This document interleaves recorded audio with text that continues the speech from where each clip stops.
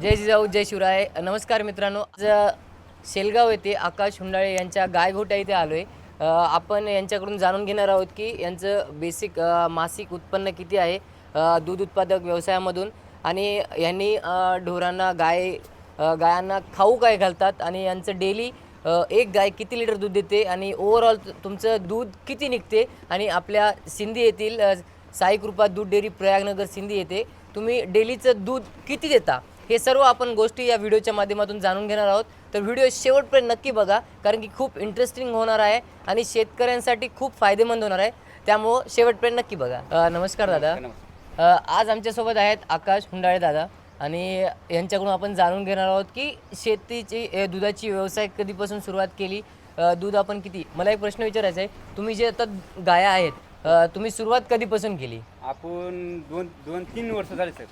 2-3 वर्ष आधी सुरुवात आपण एका गायपासून केली सुरुवात. आपल्याजवळ कमीत कमी 5 लिटर दूध होतं. 5 लिटर. आणि आपल्याला त्याच्यातून काहीतरी 4 पैसे भेटू लागली. त्यातून एक गाय आपण वाढिल्या. म्हणजे 2 वर्षापूर्वी एकच गाय होती? एकच गाय होती. आणि एका गायपासून आता किती गाय आहेत? आपल्या गाय 7 गाय आहेत. 7 गाय. ॲव्हरेज एक गाय किती लिटर दूध देते? एक गाय कमीत कमी 10 ते 12 लिटर दूध चालू आहे एका गाय. एक गाय 10 ते 12 लिटर देते, आणि 7 गायचे ॲव्हरेज तुम्ही आपल्या प्रयागनगर सिंधीला किती दूध पोहोचवता? आपलं रोजचं कमीत कमी 100 लिटर दूध पडतं. 100 लिटर डेली. आणि दुधाची प्राइस काय सध्याला? 40 रुपये. म्हणजे अगोदर थोडी कमी होती वाटते, कमी होती. जसं तुकाराम मुंडे साहेब आले तसं थोडंसं वाढलंय. हा नक्की. आणि 1 लिटर 40 रुपयाचं म्हणजे 100 लिटर 4000 रुपये लिटर. त्याचबरोबर दुसरा एक प्रश्न होता, तुम्ही जेव्हा एक गाय घेतली तेव्हापासून तुम्ही 7 गाय घेतलात, म्हणजे एकदाच घेतलात का याच्यामध्ये काही रिझन आहे? आणि त्याचबरोबर मला दुसरं पण विचारायचं आहे की बँकेकडून जे गव्हर्नमेंट बँक आहेत त्यांच्याकडून काही आर्थिक मदत भेटली, आणि आपली जे दूध डेअरी आहे साई कृपा दूध डेअरी प्रयागनगर सिंधीची आदरणीय कवळे गुरुजी यांच्या मार्फत जी उभारली गेली, त्यांच्याकडून काही आर्थिक मदत मिळाली का? या सगळ्या गोष्टी मला जाणून घ्यायच्या आहेत, तर त्याबद्दल काय सांगशाल तुम्ही? आपल्या सुरुवातीला एक गाय केली की नाही, त्या गायतून आपण 2 महिने 1.5 महिन्याचा काळ जाऊ दिल्या. म्हणजे टप्प्याटप्प्याने आपण दूध सुरुवात झाली 5 लिटरवरून आपली, त्यातल्या त्यात 2 महिन्याचा काळ जाऊ दिल्या. त्याच्यातून अर्धे पैसे आपला 4 पोते खाली घालायचं त्या जनावराला, त्याच्यातून 2 पैसे मागे टाकायचे. त्याच्यातून आपल्याला वाढ झाली, त्यातल्या त्यात 2 महिन्याचा 2.5 महिन्याचा काळ गेला की आपण दुसरी गाय खरेदी केली. आपला प्रॉफिट भेटू लागले. म्हणजे पहिल्या गायीमध्ये जेव्हा प्रॉफिट मिळायला लागलं तेव्हा तुम्ही दुसरी गाय खरेदी केली. त्यातल्या त्यात आपल्याला मग चांगलं वाटू लागलं. मग आपण 2 महिन्याचा 3 महिन्याचा काळ जाऊ देत गेल्या. जाऊ देऊन आपल्याला चांगली प्रॉफिट वाटू लागली. म्हणजे जेव्हा एक गाय होती तेव्हा तुम्हाला बेनिफिट पडत गेले, म्हणजे त्यामुळे तुम्ही दुसरी गाय खरेदी केला. म्हणजे 2 खरेदी केल्यानंतर त्याच्यामध्ये अजून थोडंसं बेनिफिट मिळालं, त्यामुळे अजून एक वाढत आता तुमच्याकडे 7 गाय आहेत. मला एक दुसरं विचारायचं होतं की बँकेकडून जे आता गव्हर्नमेंट बँक आहे, HDFC झालं, SBI झालं, बँक ऑफ बरोदा झालं, हे आता उमरी तालुक्यामध्ये जे बँक आहेत त्यांच्याकडून तुम्हाला जे काय आर्थिक मदत मिळाली का? नाही. तुम्ही कधी मागवलंय का? म्हणजे आर्थिक मदतीसाठी काही बोललो होतं का तिकडे बँकेत? नाही, अजिबात नाही. आणि आता एक दुसरी गोष्ट आहे की सबसिडी आहे, जशी आपल्याला पंकजाताई मुंडे त्यांनी सांगितले होते की तुम्ही गायगोठ्यात जर पशुपालन करत असाल तर तुम्हाला जवळपास 50% सबसिडी मिळेल गव्हर्नमेंट कडून. आम्ही कृषी सहाय्यक अलीकडे टाकल्या होत्या फाईल, पण ते काय आम्हाला मिळालं नाही. म्हणजे अजून उमरी मधून काही आपल्याला मिळालं नाही. आम्हाला देणं गरजेचं आहे. गरजेचं आहे, त्यावरती आपण नक्कीच भरपूर झालेला आहे आमचा. यस. त्याच्यामुळे आम्हाला त्याची काय आर्थिक मदत मिळालं नाही. आर्थिक मदत आम्हाला देणं योग्य आहे बघा. नक्कीच त्यावरती तुमचं सोल्युशन नक्कीच काढलं जाईल. आणि भांडून जास्त पडलेलं आहे इथं. यस. नाही वाटतंय, परंतु ज्यापासून तुम्ही सुरुवात केली 1 गाय पासून आता तुमच्याकडे 7 गाय आहेत, त्यामुळे असं वाटतं की भांडवल तुम्ही भरपूर टाकलंय त्याच्यामध्ये. आणि मला दुसरी गोष्ट विचारायचं होतं की आदरणीय कवळे गुरुजी शेतकरी नेते म्हणून ओळखलं जातं, त्यांची एक दूध डेअरी आहे साई कृपा दूध डेअरी प्रयागनगर सिंधीला आहे. त्यांच्याकडून काय आर्थिक मदत मिळाली? उचल काय आम्ही घेतल्या नाही सर.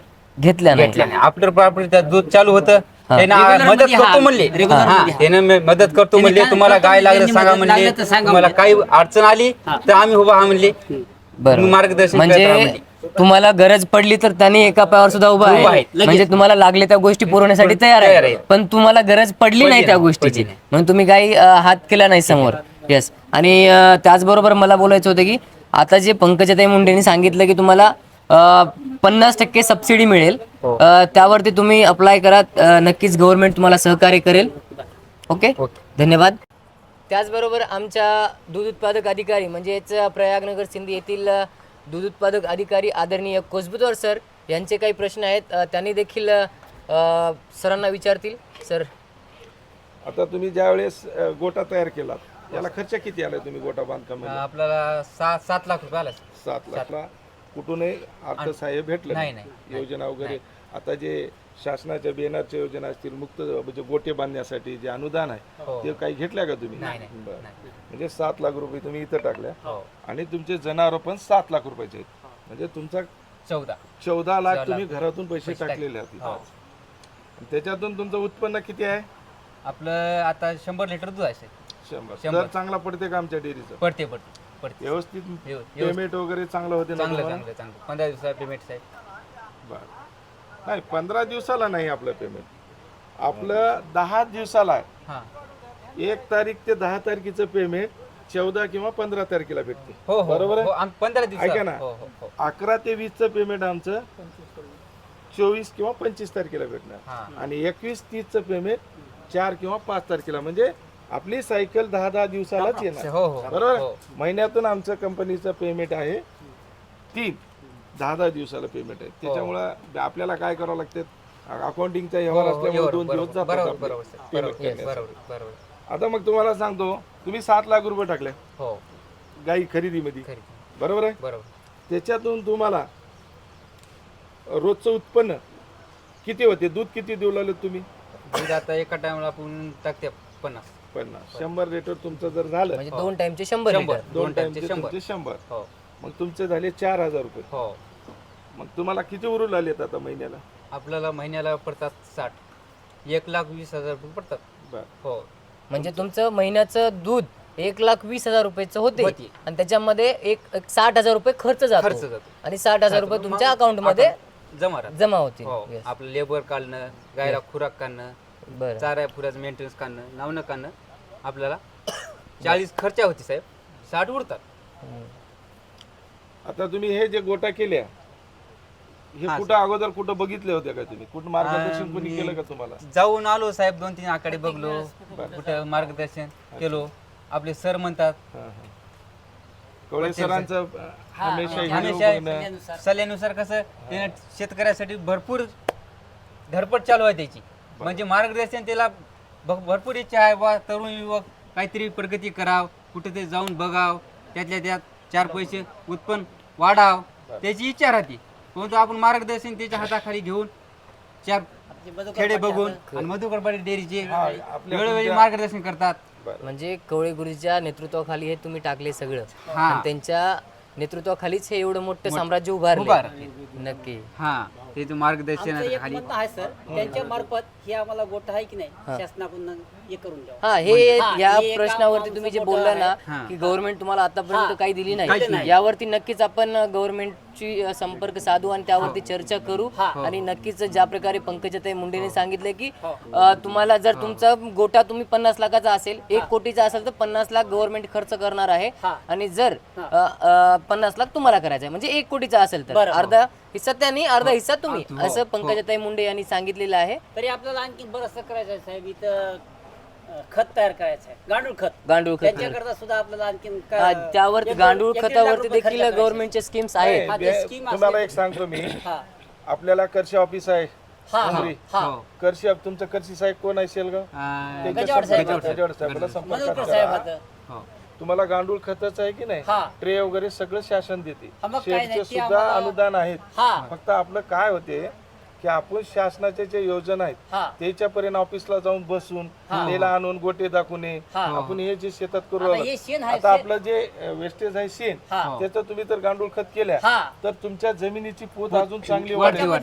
आणि आपल्या एरियामध्ये कवळे सरांच्या माध्यमातून एवढ्या कारखान्याची उभारणी इथे झालेली आहे. काय ऊस आणि दूध हे 2 जर व्यवसाय आपल्या शेतकऱ्याच्या मुलाने जर इथं व्यवस्थित उभा करून असे जे गोटे जर सगळ्यांना जर केले तर तुमच्या जमिनीला तुमच्या ऊसाचं उत्पन्न सुद्धा वाढेल.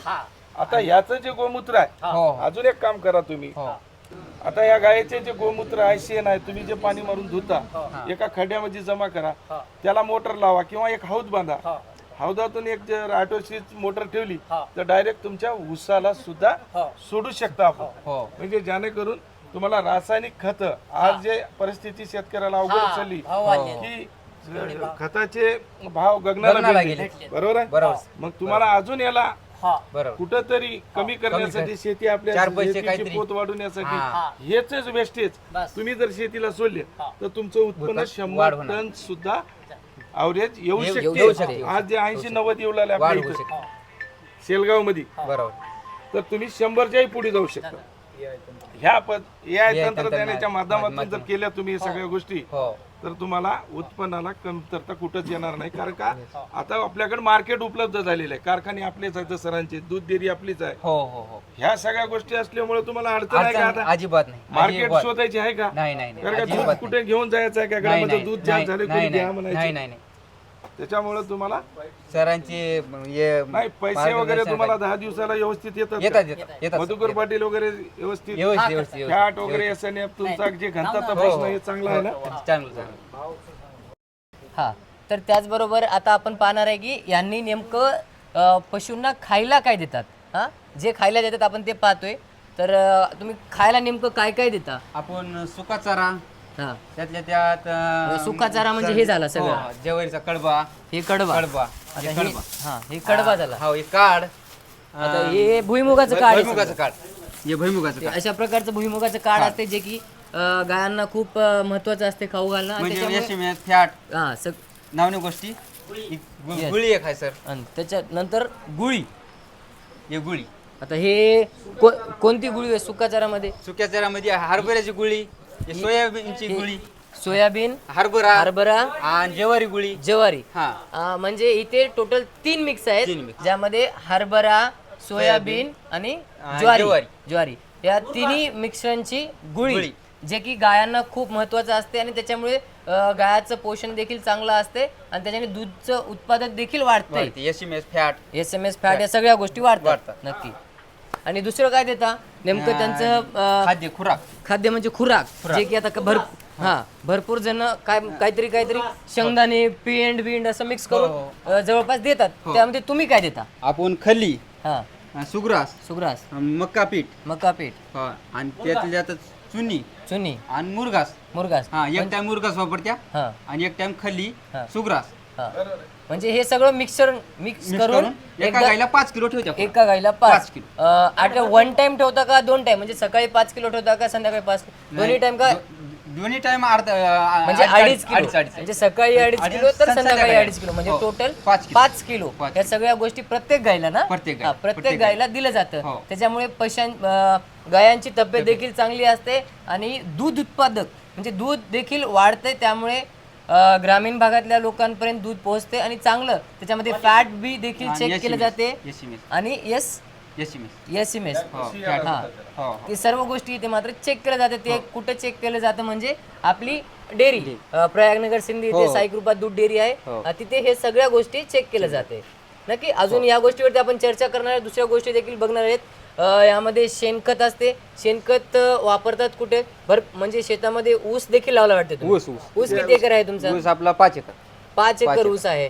आणि जर आपण हे जे शेणखत असते, हे शेण आणि हे जे लिक्विड असते, आता गाईचं मूत्र असते ना, जवळपास एका खड्ड्यामध्ये जर तुम्ही पुरलात, म्हणजे खड्डा एक मोठा केला हौदा टाईप, आणि हेच नंतर तुम्ही जर शेतामध्ये जर पोची केला असते, व्यवस्थित टाकलात, तर ह्या गोष्टीमुळे जवळपास ऍव्हरेज तुमचं ऊसाचं उत्पादन 100 टन पर्यंत जाऊ शकते. नक्कीच मला या गोष्टी यापूर्वी कळाल्यात म्हणून मी या गोष्टी सांगतोय व्हिडिओमध्ये. तर दुसऱ्या गोष्टी पण आहेत, आपण जाणून घेऊया. तोपर्यंत व्हिडिओ नक्की लाईक करा. तर हे आहे बघा शेण, म्हणजे शेणखत म्हणून याला म्हणलं जातं. ग्रामीण भागातल्या लोकांनी काय करतात, घरामध्ये सारून घेतात, पण याचा फायदा ऊसाकडे असते. आता इथं जवळपास ह्याच्या पलीकड तिकडे दाखवा. आता हे गजरा आहे समजा, ह्याच्या पलीकड 5 एकर ऊस आपण लावलेला आहे. याचा फायदा काय आहे म्हणजे मी सांगण्यापेक्षा शेतकरी बांधवांना तुम्ही सांगा, कारण की तुम्ही एक शेतकरी आहात, त्यामुळे तुम्ही सांगा काय काय फायदा आहे शेणखताचा. जमिनीची त्यातल्या त्यात पोत वाढते आणि त्यातल्या त्यात आपल्याला दुसरे खत टाकायची गरज नाही. शेणखतामुळं जमिनीची पोत वाढली म्हणजे पिकाचं उत्पन्न वाढलं. यस, त्या दोन फायदे आहेत. हा. एक तर आपलं पैसे बचाव होतात, हा पैसे पण वाचतात. अर्धा खर्च कमी होते अर्धा. शेणखतामुळं, येस. जमीनची पोत वाढती हा आणि कमीत कमी एकरी 80 टन ऊस आता पहिलं 40-50 निघत गेले शेणखतामुळे. म्हणजे पहिलं 40-50 टन ऊस निघत निघत गेले, गेले. तर आताच्या या शेणखतामुळे ऍव्हरेज तुम्हाला 80-90 टन ऊस निघू निघू शकते, निघू Yes. शकते, निघू Yes. शकते, निघू शकते. Yes. 1x नंतर 3x मध्ये जाईल. फोडल्यामुळं हो, हो. तळ करून पाणी याच्यात टाकून कॅनलचं तलाव आणि म्हणून. हा ऊसाला आम्ही पाणी हे केल्यामुळे. तर हे आहे बघा शेततळ, बरोबर आहे का? हो शेततळ, हा. शेततळ. हे शेततळ आहे. हा. जेव्हा जर तुमच्या एरियामध्ये लाईट वगैरे नसेल, हा जर गव्हर्नमेंटचे जे कॅलनचं पाणी जर येत नसेल, हा. तेव्हा तुम्ही या शेततळ्यामधलं पाणी देऊ देऊ शकता शकतो. ऊसाला. एखादी पाणी 2 पाणी त्याच्यातलं कमी पोट लागलं शेतीला, हा त्यातल्या त्यात एखादी 2 पाणी आपले भागतात. भागतात. हे तलाव काढलं, हे तलाव हा, काढल्यामुळे. पाणी एक बार साठे करून ठेवलं, पाणी बचाव पाणी जिराव म्हणत का, हा त्यासाठी हे पाणी एक तलाव काढलं आपण, एखादी पाणी आपलं कव्हर होऊ शकतं. कव्हर होऊ शकते. म्हणजे हो. एखादी वेळेस जर पाणी गेलं. येईना गेलं कॅलनला 8 वगैरे, दिवस लांबलं 8 दिवस लांबलं, तर ह्या शेततळ्यातलं पाणी आपण जमिनीला देऊ शकतो. जमिनीला ऊस असो, आता अदरवाईज काही पण हो, हो, असो, हो. त्याला तुम्ही. आता हे बोरचं पाणी आहे, समजा हे बोरचं पाणी, याला पिऊ बी शकतो आपण. हो.